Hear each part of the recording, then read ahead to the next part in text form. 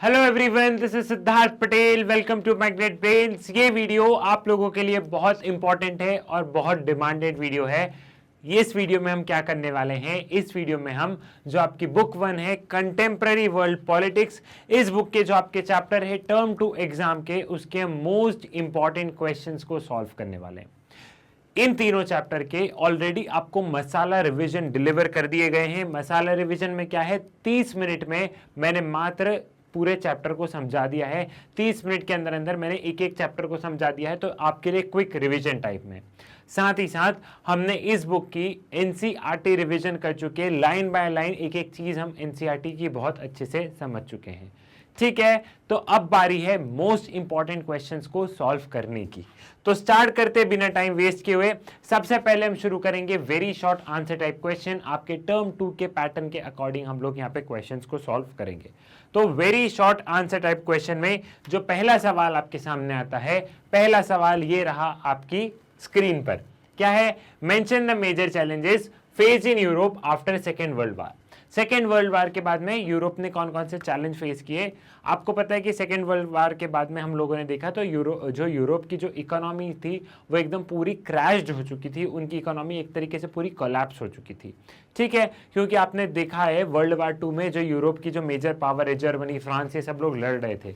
तो अल्टीमेटली वार कोई भी जीतता है, लेकिन वार तो कोई एक जीतेगा, लेकिन नुकसान किसको होता है, नुकसान दोनों तरफ को होता है।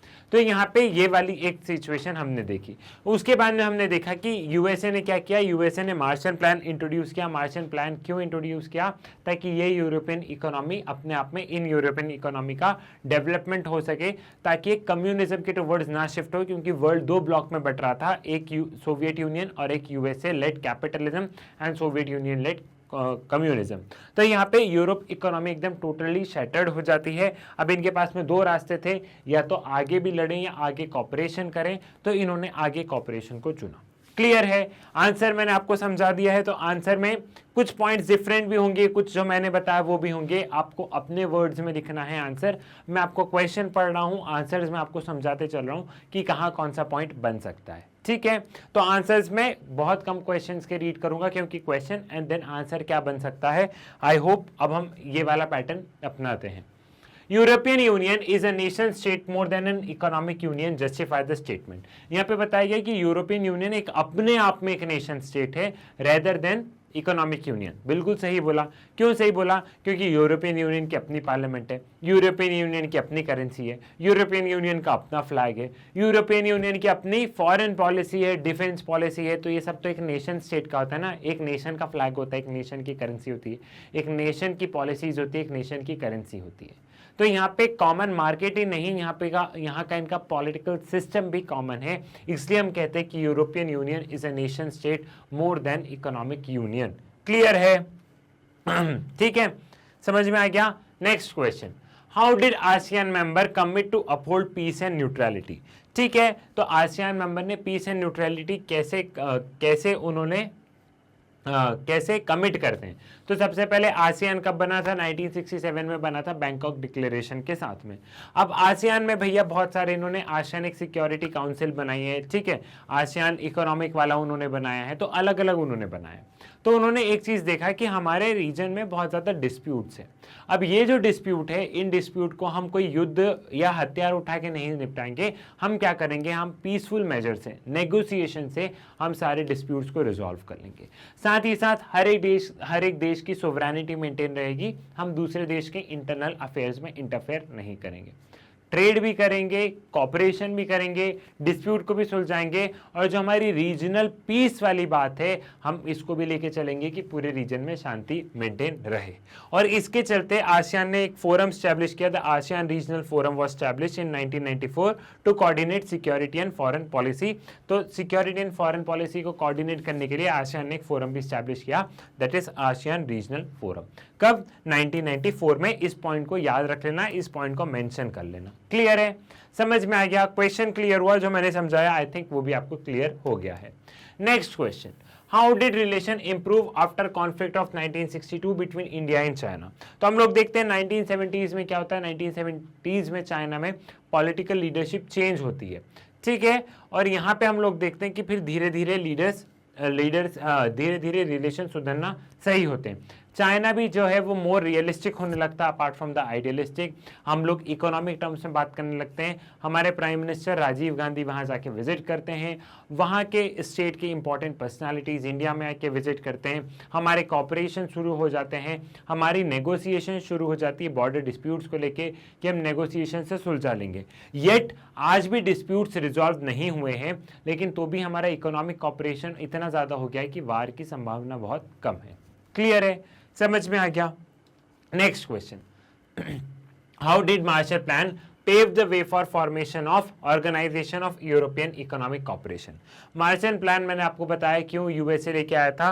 यूएसए क्यों लेके आया था? क्योंकि यूएसए को डर था कि यूरोप की इकोनॉमी कोलैप्स हो चुकी है, अगर यूरोप की इकोनॉमी रिवाइव नहीं करी तो ये लोग भी कम्युनिज्म के चपेटे में आ जाएंगे, और यूएसए को अपना डोमिनेंस मेंटेन करना था। तो एक ब्लॉक था सोवियत यूनियन लेड कम्युनिज्म और एक यूएस लेड कैपिटलिज्म। तो ऑलरेडी ईस्टर्न यूरोप जो था वो सोवियत यूनियन के कम्युनिज्म वाले इन्फ्लुएंस में था। अब इनको वेस्टर्न यूरोप की कंट्री को थोड़ा सा क्या करना था, वेस्टर्न यूरोप की कंट्री को कैपिटलिज्म के अंदर रखना था।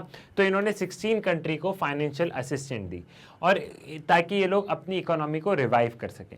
साथ ही साथ इन कंट्रीज ने सोचा कि पुराना जो अपना वर्ल्ड वार 2 की लड़ाई है उसको भूलो भालो, आज की तारीख में कॉपरेट करते हैं, लड़ते रह जाएंगे, नुकसान हमें ही है। तो ये जो मार्शल प्लान है इसके तहत organisation for economic cooperation, organisation of European Union economic cooperation बनाया गया, जिसके चलते क्या हुआ, जिसके चलते ये फोरम बना कॉपरेट करने के लिए ट्रेड और इकोनॉमिक इश्यूज पे कि सारी कंट्रीज भी ये करेगी। तो इस तरीके से हमने देखा कि मार्शल प्लान ने एक तरीके से क्या रखा, मार्शल प्लान एक तरीके से हम जो बोलते हैं ना पहला कदम हुआ organisation for European Union economic cooperation. ठीक है, क्लियर हो गया। Next question, what do you mean by South Asia? ये यहाँ पे 7 साउथ एशियन कंट्री है जिनको कि हम साउथ एशिया में लेते हैं। It is a group of 7 countries, that is Bangladesh, Bhutan, India, Nepal, Sri Lanka, Pakistan and Maldives. अब यहाँ पे हम लोग देखते हैं कि ये जो कंट्रीज है ये डाइवर्सिटी के लिए स्टैंड करती है, यहाँ पे हमें डाइवर्सिटी देखने को मिलती है। साथ ही साथ लेकिन हमारा एक वन जियो पॉलिटिकल स्पेस देखने को मिलता है। यहाँ पे अगर हम लोग देखें तो पाकिस्तान की उस बॉर्डर से लेके यहाँ पे हम लोग देखें कि पाकिस्तान मान लो यहाँ पे, तो यहाँ से कुछ हिमालयन रेंज होके यहाँ इंडिया की हिमालयन रेंज होके नीचे ओशंस आ गया। तो यहाँ पे हम लोग देख रहे हैं कि यहाँ पे एक अलग से एक नेचुरल फ्रंटियर भी है साउथ एशिया में। क्लियर है, बस इतना आंसर लिखना है। 2 नंबर का क्वेश्चन है, व्हाट इज साउथ एशिया, आपको 4 नंबर में पूछा भी नहीं जाएगा, बस 2 नंबर में आपसे पूछा जा सकता है। क्लियर है, तो सातों कंट्री के नाम आपको ध्यान रहना चाहिए, साथ ही थोड़े बहुत बेसिक्स आपको ध्यान रहना चाहिए। Next question, mention some points of agreement between India and Nepal. India और नेपाल के बीच में कुछ एग्रीमेंट्स बताओ कि हमारे यहाँ वीजाज नहीं लगते, दोनों कंट्री को अगर ट्रैवल और वर्क करना है तो विदाउट वीजाज, और साथ ही साथ में इंडिया नेपाल को बहुत ज़्यादा हेल्प करता है, एक लार्जेस्ट 8 पार्टनर है, हम उनके बहुत ज़्यादा प्रोजेक्ट्स में हेल्प कर रहे हैं। ठीक है, तो कुछ भी 2 एग्रीमेंट लिख देना जो इंडिया और नेपाल के बीच में है, जो इंडिया और नेपाल में मतलब यहाँ की सरकारों के बीच में। Next question, mention some feature of Indo Bhutan relationship. Indo Bhutan relationship में भूटान हमारा फ्रेंडलीस्ट स्टेट है। भूटान में हमारे बहुत ज़्यादा हाइड्रो इलेक्ट्रिसिटी और ये सारे प्रोजेक्ट हैं। भूटान ने हमारी हेल्प की है जो नॉर्थ ईस्टर्न स्टेट्स में जो गुरिल्ला वारफेयर के थ्रू जो इंसर्जेंसी वगैरह ये सारी चीज़ें हैं, तो भूटान ने हमारी हेल्प की है उन सबको कर्ब डाउन करने में। और भूटान और इंडिया का रिलेशन बहुत ही ज़्यादा खूबसूरत है। भूटान चाइना के टूवर्ड्स इतना टिल्ट नहीं होता है, भूटान इंडिया के फेवर में ही रहता है। क्लियर है। Democracy in South Asia has expanded the imagination of global democracy, do you agree? हम लोग यहाँ पे देखते हैं कि democracy in South Asia has expanded the global imagination of democracy, do you justify? अब हम लोगों ने देखा कि साउथ एशिया में जितनी भी कंट्रीज हैं, सारी कंट्रीज ने एक्सेप्ट इंडिया एंड श्रीलंका, सारी कंट्रीज ने कभी सिविलियन, कभी मिलिट्री गवर्नमेंट, कभी मोनार्की, कभी डेमोक्रेसी, कभी सिविलियन तो कभी मिलिट्री, इस तरीके से हमने देखते चले आए। लेकिन यहाँ के जितने भी लोग हैं, जितने भी सिटीजन्स हैं, एवरी रिच पुअर जो भी हो, सबने आइडिया ऑफ डेमोक्रेसी को सपोर्ट किया, रिप्रेजेंटेटिव डेमोक्रेसी को सपोर्ट किया। आप अपनी बुक में देखोगे एनसीईआरटी में, तो वहाँ एक फ्लो चार्ट बना है उसमें था कि कितने लोग डेमोक्रेसी को सपोर्ट कर रहे हैं किस कंट्री में, तो उसमें हमने देखा होगा कि सभी लोगों ने डेमोक्रेसी को अच्छा खासा सपोर्ट किया। वहाँ पाकिस्तान का नंबर कम था, पाकिस्तान में बहुत कम लोगों ने डेमोक्रेसी को सपोर्ट किया। लेकिन बाद में हम लोग देखते हैं कुछ समय बाद में पाकिस्तान में भी प्रो डेमोक्रेसी प्रोटेस्ट चलते हैं और आज के टाइम में पाकिस्तान में डेमोक्रेटिक गवर्नमेंट स्टैब्लिश्ड है। ठीक है, यहाँ पे लोगों को लगता है कि डेमोक्रेसी दूसरी फॉर्म ऑफ गवर्नमेंट से सूटेबल है उनकी कंट्री के लिए। दूसरी फॉर्म ऑफ गवर्नमेंट ठीक है कुछ टाइम आती है लेकिन बाद में क्या करती है वो एक्सप्लॉयटेशन, वो बाद में एक्सप्लॉयटेटिव हो जाती है, लेकिन डेमोक्रेटिक गवर्नमेंट तो भी सही होती है। क्लियर है? Why did India help Bangladesh to get independence and how? India ने कैसे हेल्प करी बांग्लादेश की, इंडिया ने क्यों हेल्प करी? सबसे पहले ये था कि जब यहाँ पे हमने देखा कि ये जो वेस्ट पाकिस्तान के लोग हैं, ये समझ लो ये वेस्ट पाकिस्तान, ये पाकिस्तान है, इसको हम क्या बोलते हैं, इसको उस समय बोला जाता था वेस्ट पाकिस्तान, इसको बोला जाता था वेस्ट पाकिस्तान, और यहां पे ये बांग्लादेश है। ठीक है, बीच में इंडिया, और इसको हम बोलते थे ईस्ट पाकिस्तान।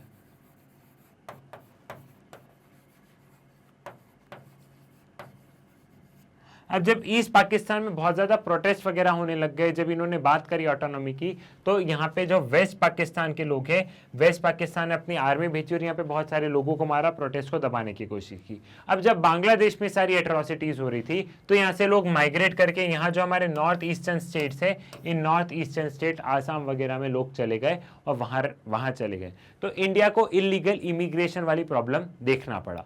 साथ ही साथ अगर आप लोग देखोगे तो यहाँ पे अगर हम लोग देखें तो इंडिया में, मतलब इंडिया को अगर नॉर्मली जो इंडियन टेरिटरी, इस साइड वाली इंडियन टेरिटरी को अगर हमें नॉर्थ ईस्ट से कनेक्ट करना है तो यहाँ पे चिकन कॉरिडोर है। अब ये चिकन कॉरिडोर बहुत ही सकड़ा, बहुत ही पतला है। ठीक है, तो यहाँ पे अगर हम देखें तो इंडिया का एक इंटरेस्ट ये भी था कि हम अगर बांग्लादेश को आज़ाद करवा देते और बांग्लादेश से हमारे रिश्ते अच्छे रहेंगे तो हम हमारे नॉर्थ ईस्टर्न रीजन्स के इंटरेस्ट को प्रोटेक्ट कर लेंगे।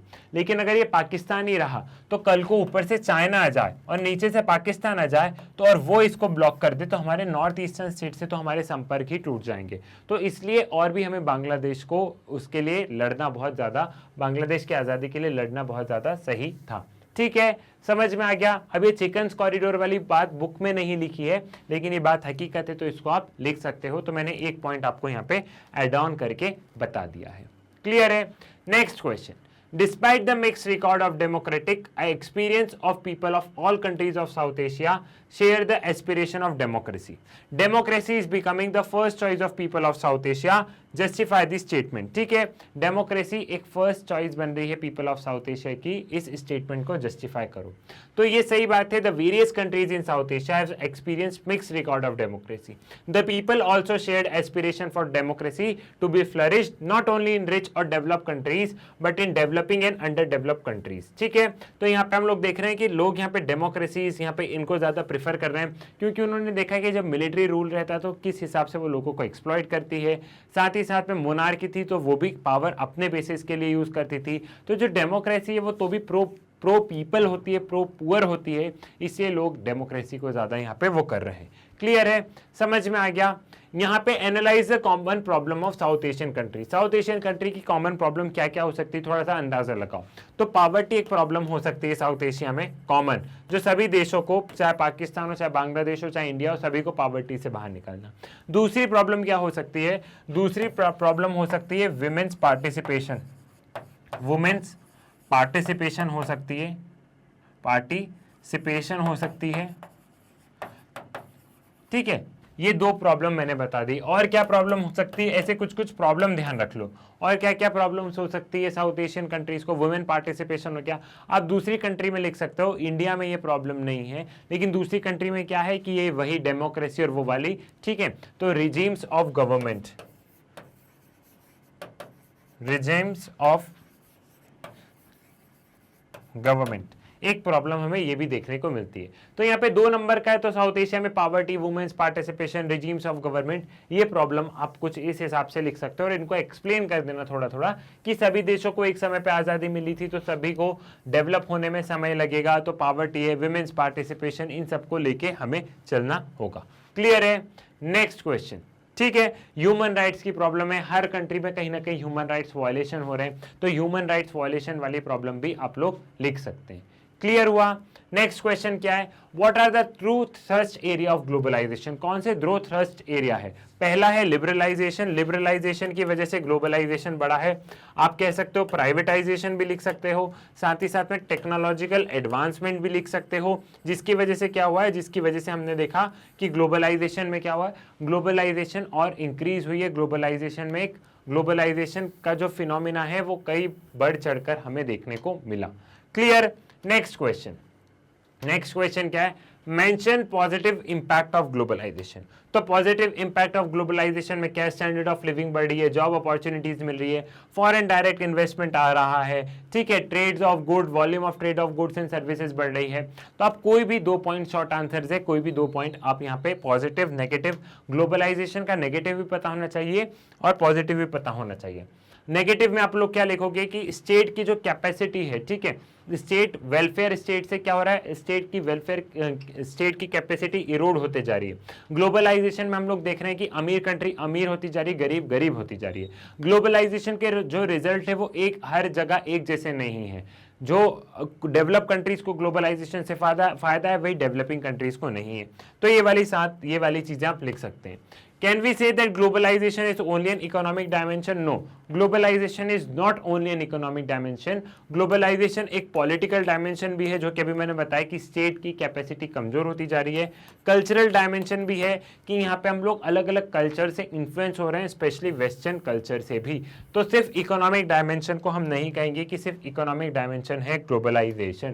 Define globalisation, how it is different from internationalisation. अब ग्लोबलाइजेशन मतलब क्या होता है, ग्लोबलाइजेशन मतलब होता है flow of trade, flow of goods, flow of ideas. Internationalisation मतलब क्या होता है, ये समझ लो। इंटरनेशनलाइजेशन मतलब ये होता है कि किसी भी चीज को इंटरनेशनल लेवल पे लेके जाना, ठीक है, making something for an international level. लेकिन ग्लोबलाइजेशन इज ऑल अबाउट, यहाँ पे आपको क्या लिखना है, ग्लोबलाइजेशन इज ऑल अबाउट, यहाँ पे जो की वर्ड है वो है फ्लो। फ्लो किसका, फ्लो आइडियाज का। फ्लो किसका, फ्लो गुड्स का। फ्लो किसका, फ्लो कल्चर का, ठीक है। और यहाँ पे इंटरनेशनलाइजेशन मतलब क्या होता है, इंटरनेशनलाइजेशन मतलब ये होगा कि आपको किसी भी चीज को आप क्या कर रहे हो, किसी भी चीज को आप कुछ इस तरीके से कर रहे हो कि आप उसको इंटरनेशनल लेवल तक लेके जा रहे हो, वो हो गया इंटरनेशनलाइजेशन, ठीक है। How technology has contributed to globalisation, ये बताओ। टेक्नोलॉजी ने एक बहुत बड़ा रोल प्ले किया है। कैसे रोल प्ले किया है बहुत बड़ा, कि टेक्नोलॉजी के चलते हमने देखा कि ग्लोबलाइजेशन में ज़्यादा एडवांसमेंट आया है। इंटरनेट हो, कंप्यूटर हो, ये सारी चीज़ें क्या हुई, ये सारी चीज़ें हम टेक्नोलॉजी को देखते हैं। तो टेक्नोलॉजी के चलते हमने ग्लोबलाइजेशन में एक बहुत बड़ा वो देखा है, गुड्स एंड सर्विसेज फटाफट पहुंच जाती है। टेक्नोलॉजिकल एडवांसमेंट ने जो हमारी जो दूरियां हैं उसको कम कर दिया। तो टेक्नोलॉजी ने तो एक तरीके से ग्लोबलाइजेशन को बूम किया है। क्लियर है? ये थे आपके very short answer type question. अब बारी किसकी है, अब बारी है शॉर्ट आंसर टाइप क्वेश्चन की। How did China and it's economic and political isolation. आपको पता है 1949 से लेके 1970s तक, ठीक है, 1970s, ये एस वाला कॉन्सेप्ट मैंने आपको बताया था कि ईयर मतलब 1970 नहीं है, 1970s मतलब 1970 टू 1980 के बीच की बात हो रही है। ये एस लग गया ना यहाँ पे, है ना। 1970s में 1949 टू 1970s में हम लोग ये देखते हैं कि चाइना ने पहले क्या किया था, चाइना ने सबसे पहले क्लोज इकोनॉमी रखी थी, है ना, क्लोज इकोनॉमी रखी थी। लेकिन हम लोगों ने देखा सबसे पहले चाइना ने 1972 में यूएसए से रिलेशन स्टैब्लिश किए, यूएसए से अच्छे खासे रिलेशन स्टैब्लिश किए। फिर चाइना ने धीरे धीरे क्या किया, ओपन डोर पॉलिसी अपनाई, ओपन डोर पॉलिसी अपनाई। इस पॉलिसी में क्या था, इस पॉलिसी में था कि चाइना धीरे धीरे अपनी इकोनॉमी को ओपन अप कर रहा था। पहले ये किससे ज्यादा इन्फ्लुएंस था, पहले ये कम्युनिज्म से ज्यादा इन्फ्लुएंस था, पहले ये कम्युनिज्म से ज्यादा इन्फ्लुएंस था। लेकिन यहाँ पे चाइना ने ओपन डोर पॉलिसी अपनाई। कब अपनाई ओपन डोर पॉलिसी? 1972 में। अब यहाँ पे क्या होता है कि चाइना धीरे धीरे अपना हर सेक्टर को ओपन अप करते गया। सबसे पहले एग्रीकल्चर को ओपन अप किया ताकि एग्रीकल्चर में एफडीआई वगैरह आए। फिर उसके बाद में हमने देखा तो उसने इंडस्ट्रीज को ओपन अप किया। फिर technological advancement, science and space में ओपन अप किया। और इकोनॉमिक में उन्होंने स्पेशल इकोनॉमिक जोन बनाया ताकि ज्यादा से ज्यादा एफडीआई आए। तो एक समय पे ये हुआ कि चाइना एक बहुत फेमस डेस्टिनेशन बन गया और सबसे ज़्यादा एफडीआई अट्रैक्ट करने वाली डेस्टिनेशन बन गया चाइना। क्लियर है? तो चाइना ने धीरे धीरे अपनी इकोनॉमी को ओपन किया और धीरे धीरे उसका ट्रांजिशन कम्युनिज्म से उसने कैपिटलिज्म तक बढ़ा। और ऐसा नहीं है कि चाइना ने एकदम पूरी इकोनॉमी खोल दी, स्टेट का तब भी कंट्रोल था, लेकिन जैसे स्पेशल इकोनॉमिक जोन बनाना, धीरे धीरे सेक्टर्स को ओपन करना, ये सारी क्या थी? ये सारी चाइना की पॉलिसीज थी। क्लियर है? Next question, Chinese economy has been recognised at global level, justify. वही वाली बात है कि आपको चाइना की वो सारी पॉलिसीज लिखना है कि चाइना ने कैसे अपनी पॉलिसी को ओपन अप किया है, चाइना कैसे ग्लोबल इकोनॉमिक पावर बन गया है। आपको ये लिखना है कि 2040 तक चाइना यूएसए को ओवरटेक कर लेगा। उसके बाद में चाइना के पास में आज इतने ज़्यादा फॉरेन रिजर्व है कि वो दूसरे देशों को like Latin American countries, Asian countries को लोन देता है, ठीक है, और वो फॉरेन लेवल पे भी अपनी इन्फ्लुएंस फैला रहा है। और साथ ही साथ चाइना के पास में यूनाइटेड नेशन सिक्योरिटी काउंसिल में परमानेंट सीट है। चाइना वर्ल्ड बैंक, IMF इन सब का भी मेंबर बन गया था 1980s में। क्लियर है? समझ में आ गया? तो ये सारी चीज़ें आप लोग लिख देंगे। In spite of improvement in Chinese economy, there have been a negative consequences affecting the people of China. Mention any 4 such consequences. अब यहाँ पे कि चाइना की, चलो तुमने इकोनॉमी की बहुत अच्छी बात करी, लेकिन तो भी हमने देखा कि चाइना में क्या है, चाइना में कुछ नेगेटिव इम्पैक्ट भी है। ऐसा नहीं है कि सब कुछ बहुत अच्छा है, बिल्कुल इकोनॉमी बहुत तेजी से ग्रो कर रही है, but still there are negative impact. वो क्या क्या है, हम उस पर बात करते हैं। Even though the Chinese economy has improve dramatically, there have been a negative consequences impacting the people of China. अब वो कौन कौन से? The benefit of the reform have not been equally received. Approximately 100 million people are still unemployed. अब जो China जो economic reform लेके आया है, वो इकोनॉमिक रिफॉर्म में सबको एक जैसा फायदा नहीं पहुंचा है। हमने करीब करीब ये देखा कि 100 मिलियन लोग बहुत अभी भी एम्प्लॉयड है।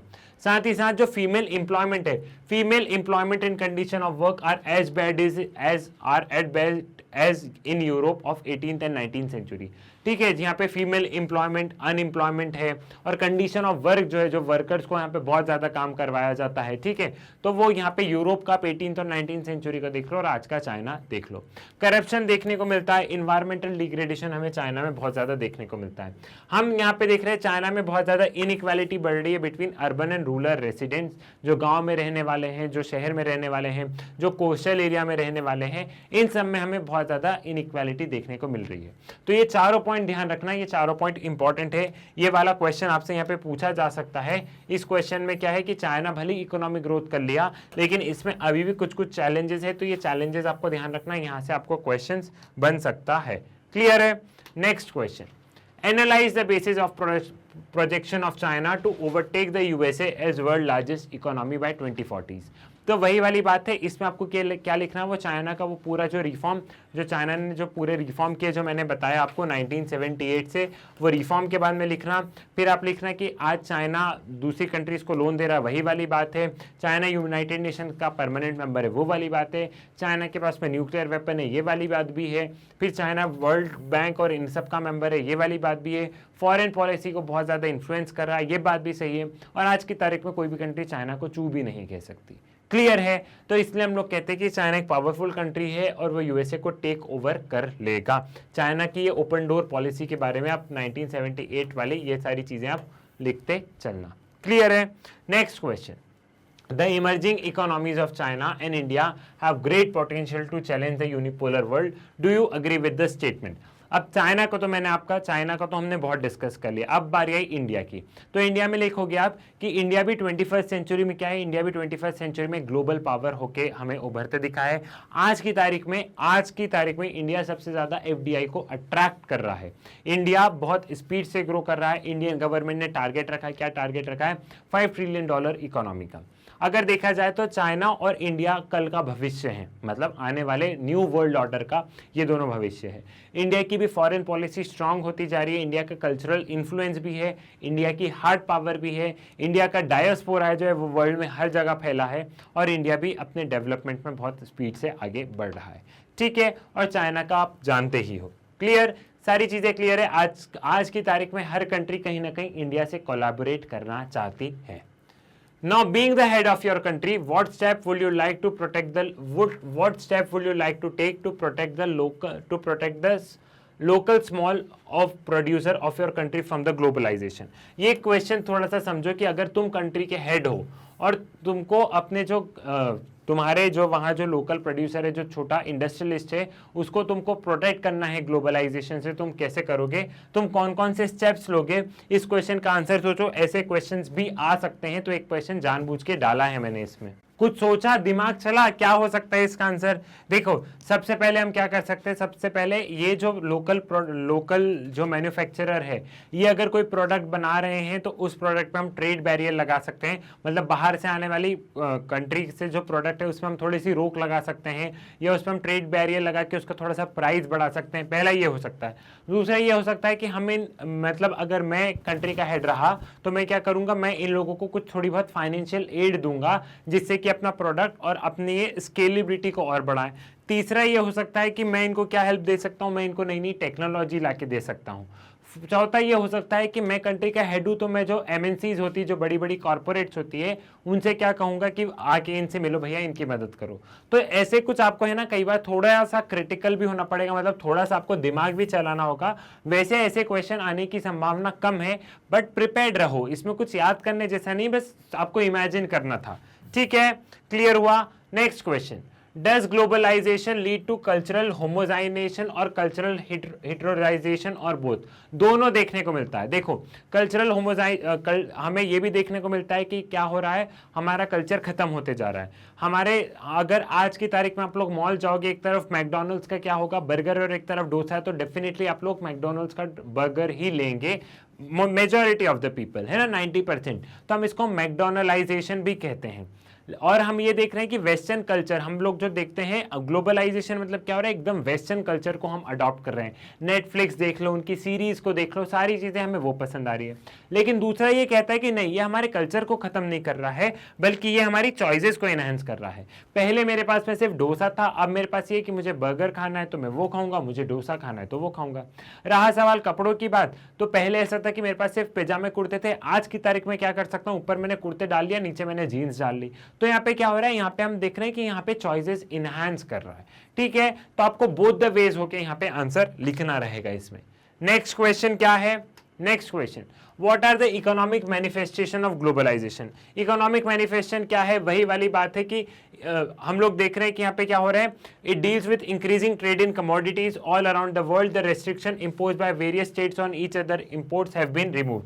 अब अच्छे से फ्लो हो पा रहा है, जो पहले रेस्ट्रिक्शंस लगाए जाते थे सामान को एक देश से दूसरे देश भेजने में, उसको रिमूव कर दिया गया है। फिर क्या है, globalisation benefit some section of society while the section of society are left deprived. Developed countries gain more as compared to developing countries. जो ग्लोबलाइजेशन है उसमें किसी सेक्शन को ज्यादा मिल रहा है, बाकी कोई सेक्शन डिप्राइव्ड है। ठीक है, तो ये वाली चीज हमें यहाँ पे देखने को मिलती है। डेवलप्ड कंट्रीज को ज्यादा मिल रहा है, बाकी जो जो अंडर डेवलप्ड कंट्रीज है उनका एक्सप्लॉयटेशन ही हो रहा है, और उसको क्या नाम दिया गया है, उसको नियो कॉलोनियलिज्म का नाम दिया है। और ये भी मैं आपको ऑलरेडी समझा चुका हूँ, ये भी मैंने आपको ऑलरेडी बताया है। Greater economic flow across different country of world are usually promoted through economic globalisation. ठीक है, इकोनॉमिक ग्लोबलाइजेशन के बारे में मुझे उम्मीद है कि आप लोग आंसर लिख लेंगे बहुत बेहतर तरीके से। Next question, critically evaluate the impact of changing role of state in developing countries in light of globalization.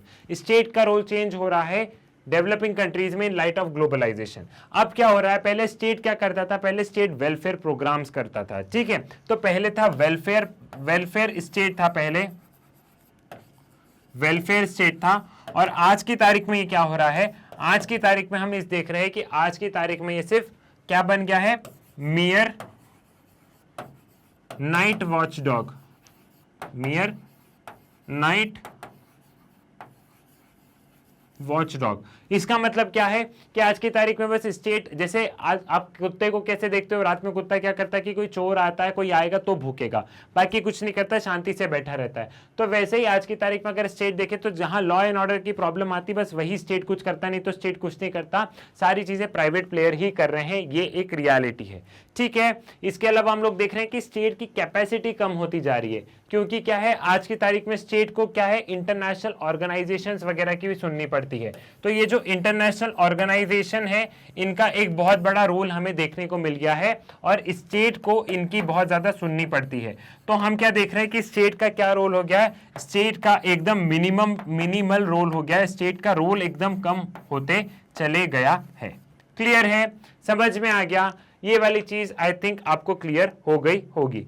Next question क्या है, नेक्स्ट क्वेश्चन अगर हम लोग यहां पे देखें, explain 3 benefits of globalisation with example. Globalisation के कोई 3 बेनिफिट्स बताओ। तो एक तो आप ट्रेड का लिख सकते हो, एक आप ये कल्चर वाला लिख सकते हो। कल्चरल वाला क्या लिखोगे, कल्चरल वाला जैसे इकोनॉमिक बेनिफिट्स लिए, इकोनॉमिक बेनिफिट्स के लिख दे कि ज्यादा ट्रेड हो रहा है, हमारी कंट्री डेवलप कर रही है, FDI आ गई, ये इकोनॉमिक बेनिफिट्स लिख दिए। टेक्नोलॉजिकल बेनिफिट, नई नई टेक्नोलॉजीज आ गई है, सारी चीजें हो गई है, इंस्टाग्राम फेसबुक, हमारा जो फिजिकल डिस्टेंस है अब वो हमें लगता ही नहीं है कि हमारा भाई या हमारी बहन USA में है और हम यहाँ पे हैं। ठीक है, पॉलिटिकल बेनिफिट्स क्या है, पॉलिटिकल बेनिफिट्स हम लोग देख रहे हैं कि यहाँ पे क्या है, स्टेट के पास में टेक्नोलॉजी आ गई है तो गवर्नमेंट के पास सारे इंसान का डेटा है तो वो उस हिसाब से लोगों के लिए पॉलिसीज लेके आ सकती है। ठीक है, तो ये पॉलिटिकल में लिख दोगे आप। वैसे ही कल्चरल का भी लिख सकते हो कि कल्चरल बेनिफिट क्या है कि लोगों को क्या हुआ है, लोगों को बहुत ज्यादा चॉइसेस मिलने लग गई है।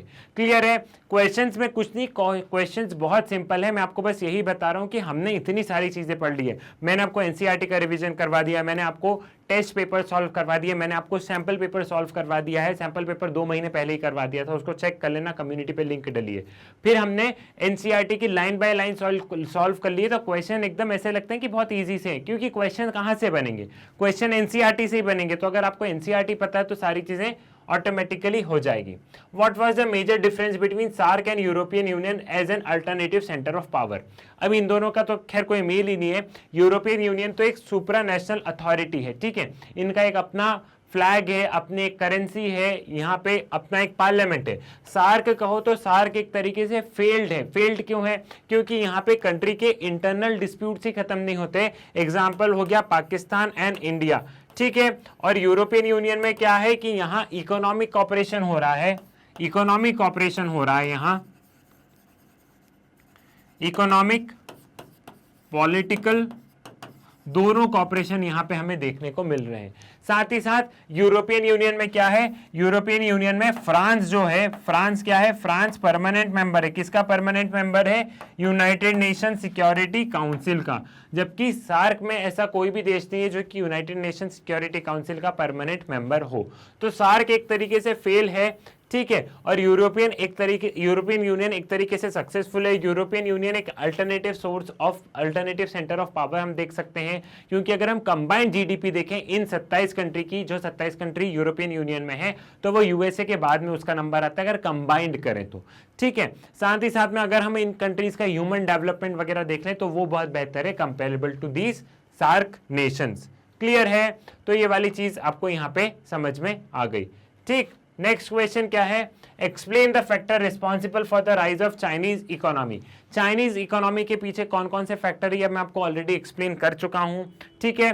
तो ये आपको पता है कि कैसे उन्होंने ओपन डोर पॉलिसी अपनाई 1978 से, पहले उन्होंने यूएसए से रिश्ते सुधारे 1972 में। तो ये सारी चीजें आप लोग लिख लोगे एक बेहतर तरीके से। Explain the ethnic conflict in Sri Lanka and any 2 consequences of it. अब श्रीलंका में देखो तो ये रहा श्रीलंका। अगर मैं श्रीलंका को कुछ मैप ऐसे बनाऊं तो ठीक है, मैप पे मत जाना, लेकिन ये श्रीलंका। तो यहाँ पे अगर हम लोग देखें तो ये जो है, यहां रहती है श्रीलंका की मेजॉरिटी कम्युनिटीज, दैट इज सिन्हला, और यहां रहती है श्रीलंका की minority community, that is Tamil, that is Tamil, ठीक है। अब ये जो तमिल लोग हैं ये इंडिया से माइग्रेट करके आते हैं, कुछ अंग्रेजों के टाइम पे प्लांटेशन के लिए अंग्रेजों ने भेजे थे, और कुछ हजारों साल पहले आए थे। अब श्रीलंका भी जब से आजाद हुआ है तब से इन्होंने डेमोक्रेटिक गवर्नमेंट सेटअप करके रखा है। तो श्रीलंका में क्या है, श्रीलंका में हमने देखा कि एथनिक कॉन्फ्लिक्ट है। श्रीलंका में क्या है, श्रीलंका में हमें एथनिक कॉन्फ्लिक्ट देखने को मिलता है, ठीक। अब एथनिक कॉन्फ्लिक्ट है श्रीलंका में, तो यहां हम क्या देखते हैं, यहां जो गवर्नमेंट है वो मेजॉरिटेरियनिज्म को सपोर्ट करती है, मतलब गवर्नमेंट हमेशा सिर्फ इस कम्युनिटी पे ध्यान देती है और इनको कोई राइट्स नहीं देती है। रिजर्वेशन, जॉब सब सिन्हालास के पास में है। तो तमिल्स के मन में क्या है, तमिल्स के मन में एक तरीके से गुस्सा भरा हुआ है, तमिल्स के मन में बहुत ज्यादा गुस्सा भरा हुआ है, क्योंकि इनको ऐसा लगता है कि हमारे लिए सरकार कुछ कर नहीं रही है। तो यहाँ पे मेजॉरिटी पॉलिटिक्स खेलती आई है यहाँ की पॉलिटिकल पार्टीज। यहां आपको क्लियर हुआ। अब जब तमिल्स के साथ में इतना सब कुछ हो रहा था, तो जो हमारे तमिलनाडु के जो लोग हैं उनको लगा कि हमारे भाई बंधुओं के साथ में ऐसा हो रहा, हम लोग कनेक्ट कर पाते हैं ना, हम लोग इन सारी चीजों को कनेक्ट कर पाते हैं, मतलब ऐसा लगता है ना कि हमारे ही तो भाई बंधु हैं, ठीक है। तो हमारे भाई बंधुओं के साथ में ऐसा हो रहा, तो तमिलनाडु की सरकार ने इंडियन गवर्नमेंट को बहुत प्रेशर किया कि तुम कुछ करो। इंडियन गवर्नमेंट ने श्रीलंकन गवर्नमेंट के साथ में बहुत ज्यादा नेगोशिएशन करे कि नहीं भैया कुछ करो, नहीं भैया कुछ करो, लेकिन ज्यादा कुछ रिजल्ट नहीं मिले। फिर एक अकॉर्ड साइन होता है, जयवर्धन राजीव गांधी अकॉर्ड। उसमें यह होता है कि यहाँ पे एक सीज फायर हो जाएगा कि जहां तमिल से वहां तमिल रुक जाएंगे, जहां सिन्हलाज है वहां सिन्हलाज रुक जाएंगे। अच्छा, इससे पहले इन तमिल्स के अंदर एक मिलिटेंट ग्रुप बन जाता है LTTE। ये जो मिलिटेंट ग्रुप है ये वायलेंटली इनके अगेंस्ट एक्ट करने लगता है, और इसको फिर श्रीलंकन आर्मी इसके पीछे लग जाती कि अब कोई सिन्हलाज और इन सबको स्टेट पे हमला करेगा तो उसके पीछे भी आर्मी लगेगी। तो यहाँ पे फिर क्या होता है, यहाँ पे फिर जयवर्धन और राजीव गांधी का अकॉर्ड होता है। तो यहाँ पे उन्होंने बात किया जाता है सीज फायर की, कि ना ही तमिल्स इधर हमला करेंगे ना ही सिन्हलाज इधर हमला करेंगे। लेकिन इस अकॉर्ड में एक चीज होती है कि अगर किसी ने सामने से पहली बार हमला किया तो इंडियन गवर्नमेंट उसके अगेंस्ट लड़ेगी, ठीक है। तो यहाँ पे क्या होता है, यहाँ पे LTT ने सिन्हलाज पे हमला कर देते हैं। तो फिर इंडिया अपनी पीस कीपिंग फोर्स उतारती है, और इंडिया की peace keeping force against LTT groups against Tamil लड़ती है। तो ये तमिलनाडु और इन तमिल लोगों को देख के बड़ा आश्चर्यचकित होता है कि इंडियन पीस कीपिंग फोर्स हमारे अगेंस्ट ही लड़ रही है श्रीलंकन गवर्नमेंट के साथ में। और इसी को ही हमारे पॉलिटिकल साइंटिस्ट कहते हैं कि बहुत बड़ा ब्लंडर हुआ है, हमारी इंडियन फॉरेन पॉलिसी का बहुत बड़ा ब्लंडर है। तो कुछ समय तक ये सब कुछ चलता है, लेकिन इसका कोई रिजल्ट नहीं निकलता है। फिर राजीव गांधी जब तमिलनाडु में चुनाव प्रचार के लिए रहते, तब उनका असैसिनेशन हो जाता है LTT के द्वारा। और फिर इंडिया का ये स्टैंड होता है कि अब श्रीलंका का इंटरनल मैटर है, वो जो भी करे वो खुद जाने, और यहाँ से इंडियन पीस कीपिंग फोर्स को विड्रॉ कर लिया जाता है विदाउट एनी सेटलमेंट। तो यहाँ पे क्या होता है, हमने देखा कि श्रीलंका की वजह से हमने हमारे प्रधानमंत्री को खोया, साथ ही साथ में हमारे फॉरेन पॉलिसी का एक बहुत बड़ा ये ब्लंडर है, और साथ ही साथ हमने कोई फ्रूटफुल रिजल्ट नहीं मिला, हमको वहां से विड्रॉ करना पड़ा। क्लियर है। तो ये था पूरा श्रीलंका का ethnic conflict.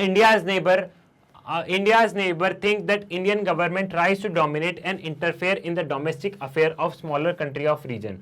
Is this a correct impression? Discuss the factor responsible for it and how this perception can be curbed. अब इंडिया के नेबर्स को हमेशा ऐसे लगता है कि जो इंडिया है वो हमेशा हमारी डोमेस्टिक पॉलिटिक्स में इंटरफेयर करना चाहता है। तो ये सही है गलत है, आपको क्या लगता है? अब देखो, उनको इसलिए लगता है क्योंकि इंडिया सबसे बड़ी कंट्री है, इंडिया एक डोमिनेंट कंट्री है, और इंडिया एक ऐसी कंट्री है जिसका कि सभी कंट्रीज से बॉर्डर कहीं ना कहीं मिल रही है। तो सारी कंट्री को लगता है कि इंडिया हमारे ऊपर डोमिनेंस जताना चाह रहा है। इंडिया ट्रेड और सबके मामले में उनसे आगे, तो उनको लगता है कि इंडिया एक पावरफुल नेशन दिखाने के चक्कर में ये सारी चीजें हो रही है, तो इसलिए एक बैड इंप्रेशन जाता है। बाकी इंडिया कभी ऐसा नहीं है, इंडिया कभी ऐसा नहीं कि हमको उनके डोमेस्टिक इंटरफेयर में हमें कोई इंटरफेयर करके कोई मजा आ रहा है, नहीं, हमें तो बस हमारे इंटरेस्ट से मतलब है, इंडिया के इंटरेस्ट से मतलब है।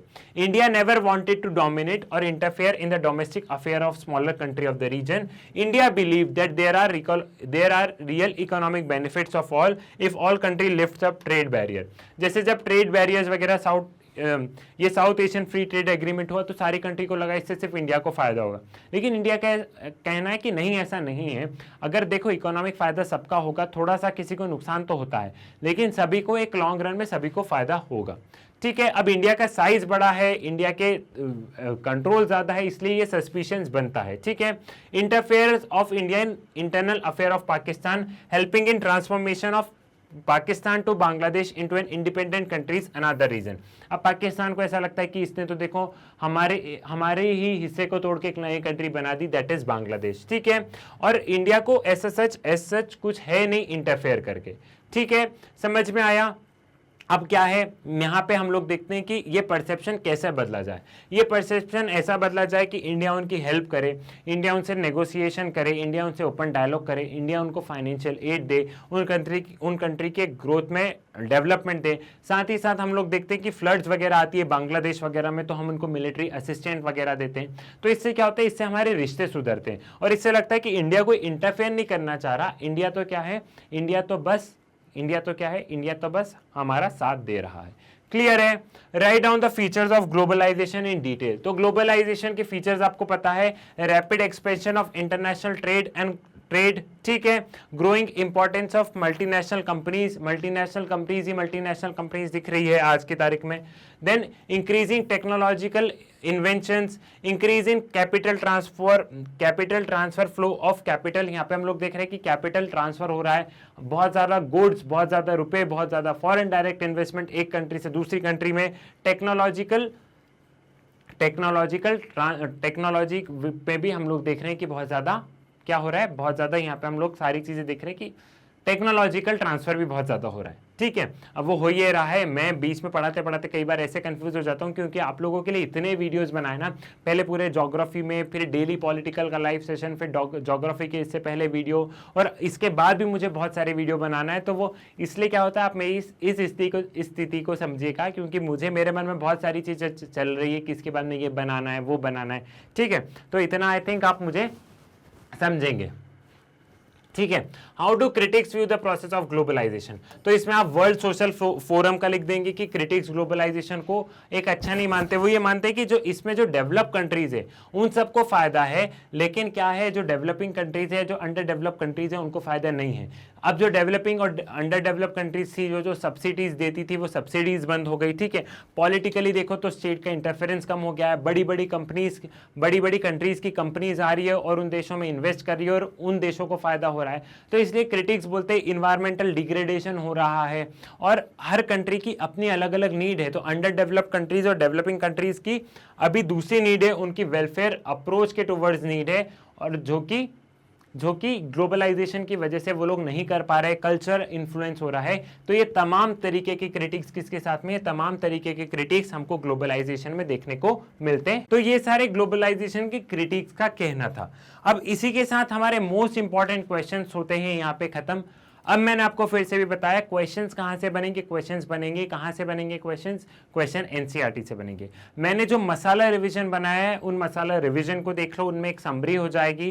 क्वेश्चंस आपने देख लिया, मैं आपको प्रीवियस ईयर क्वेश्चन भी करवा दूंगा, तो उसकी टेंशन नहीं लेना। अभी मैंने क्वेश्चन पढ़ा और बस मैंने आंसर आपको मुंह से बताते गया, क्योंकि मुझे इतनी उम्मीद है कि आंसर पढ़ने में सिर्फ आपका समय जाता। अब मैंने आपको एक ओवरव्यू देते गया कि आप लोग क्या लिखोगे, और मुझे उतना विश्वास है कि आप लोग लिख लेंगे। ठीक है, तो मैग्नेट ब्रेन्स के वीडियो आप लोग YouTube से एक्सेस कर सकते हैं, लेकिन अगर आपको YouTube पे वीडियो नहीं मिले तो मैग्नेट ब्रेन्स की वेबसाइट उसका सोल्यूशन है। वेबसाइट पे पहुंचने के लिए सिंपली magnetbrains.com लिख के गूगल पर सर्च कीजिएगा, और जैसे ही magnetbrains.com लिख के सर्च करेंगे इस तरीके का इंटरफेस आएगा। यहाँ पे CBSE इंग्लिश मीडियम में चले जाना। CBSE इंग्लिश मीडियम में जाने के बाद यहाँ पे क्लास 12th में चले जाना, और जैसे ही क्लास 12th को टच करोगे, यहाँ पे क्लास 12th के सभी सब्जेक्ट के वीडियोज आपको नजर आएंगे। थोड़ा सा स्क्रॉल करके नीचे आओगे तो यहाँ पे क्लास 12th का पॉलिटिकल साइंस नजर आएगा, और जैसे ही आप यहाँ पे क्लास 12th पॉलिटिकल साइंस पे जाते हैं, यहाँ क्लास 12th पॉलिटिकल साइंस के वीडियो होंगे एनसीईआरटी बुक के according, topic wise, chapter wise. अगर यहां से भी नहीं पढ़ना है तो मैग्नेट ब्रेन्स का ऐप डाउनलोड कर सकते हो प्ले स्टोर से, वहां पे भी सारे वीडियोस बिल्कुल फ्री ऑफ कॉस्ट अवेलेबल है। और वहां से भी नहीं पढ़ना है तो आपको यूट्यूब पे तो सारे वीडियो मिल ही जाएंगे। ठीक है, मैग्नेट ब्रेन्स एक कंप्लीट फ्री एजुकेशन प्लेटफॉर्म है। यहाँ पे जितने भी वीडियोस अवेलेबल हैं, सारे वीडियोस बिल्कुल फ्री ऑफ कॉस्ट अवेलेबल है। सो ज्यादा से ज्यादा इन वीडियोस को शेयर कीजिए, इस वीडियो को लाइक भी कीजिए, चैनल को सब्सक्राइब कीजिए। मुलाकात होगी आपसे नेक्स्ट वीडियो में नए इंपॉर्टेंट क्वेश्चंस के साथ में। तब तक के लिए धन्यवाद।